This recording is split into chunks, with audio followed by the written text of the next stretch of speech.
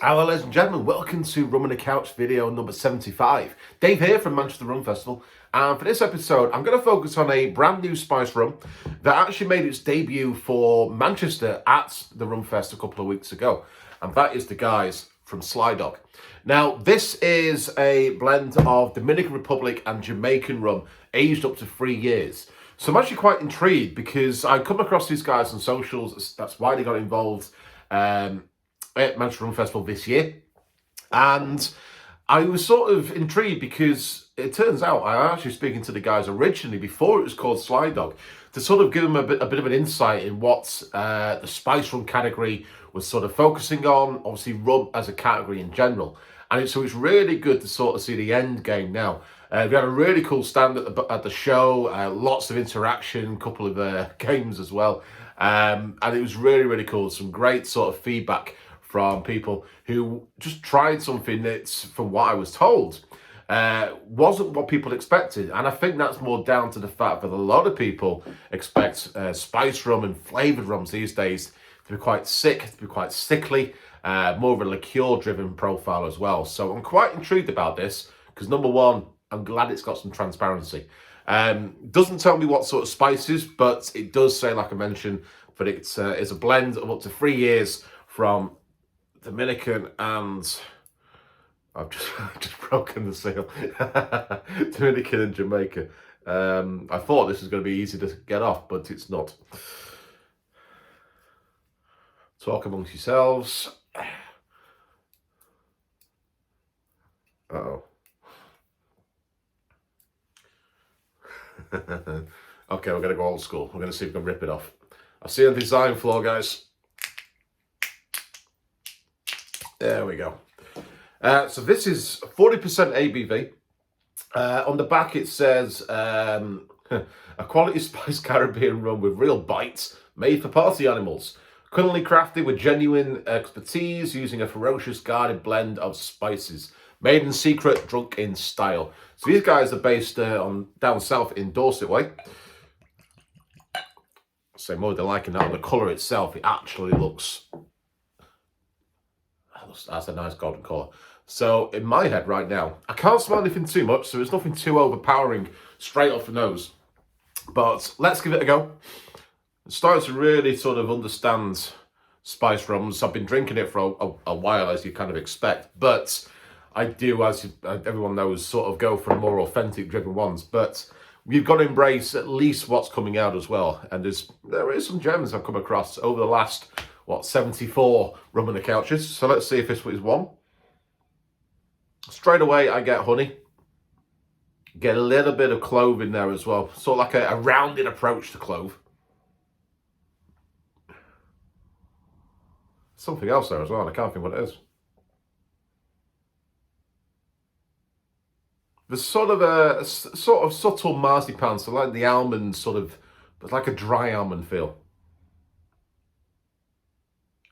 Right at the back, I'm sort of getting that orange zest. It's sort of really started to shine through a little bit. Okay, so the good thing is it's not too overpowering. It's quite subtle, quite light. I do get hints of rum, which I'll take that as a win. So let's give it a taste. Like I say, 40% ABV.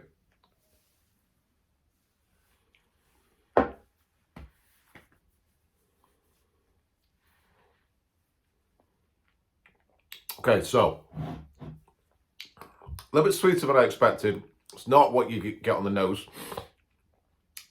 Not the end of the world, because you kind of get that kind of Biscoffy element. You get a little bit, that honey comes through, a little bit of cocoa. I'm getting sort of, the orange definitely shines through. But right at the back, you start getting the rum element style.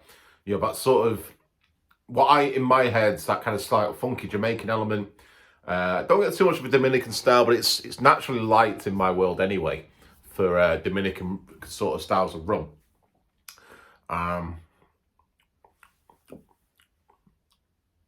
There's something else there. I can't think what it is.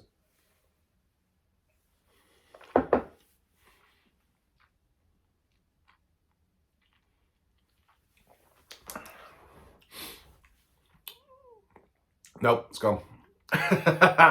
It's kind of what do you call it? It's kind of like orange water, but you kind of get the zest around it. There's sort of maybe it's the almond feel I'm getting again, like I picked up on the nose.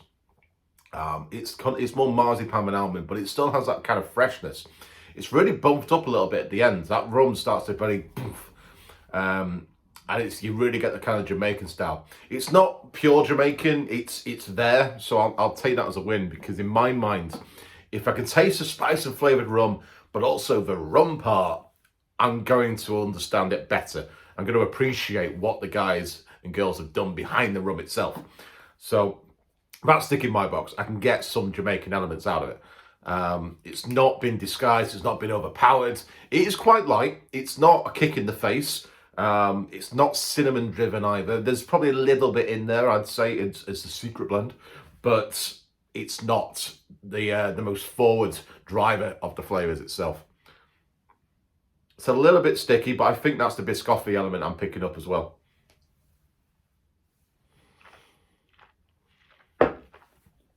That's good. I can see why people liked it at the Rumfest. I could see all the positive comments I was seeing on socials from everyone who turned up and tried it. And obviously everyone who bought a bottle as well, to be fair. Yeah, did very, very well with that. That's not a bad shout, guys. That's not a bad shout at all. What I'd have it with, ginger ale. Oh, I tell you what. Oh, God. Fever Tree did spiced orange ginger ale, I think it was. That would work quite well with this.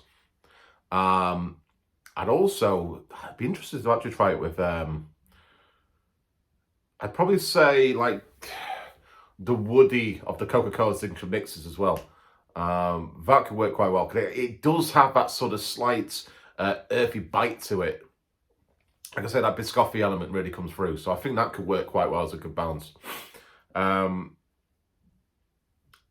I'm intrigued to sort of have it within maybe sort of like a float on the Mai Tai would be a good call. Even mojito, maybe mojito to a point. I probably maybe wouldn't have too much mint with this. I think the mint would overpower. It is a light sort of style of spice rum, this. And I'd keep it as a rum mixer. I really would.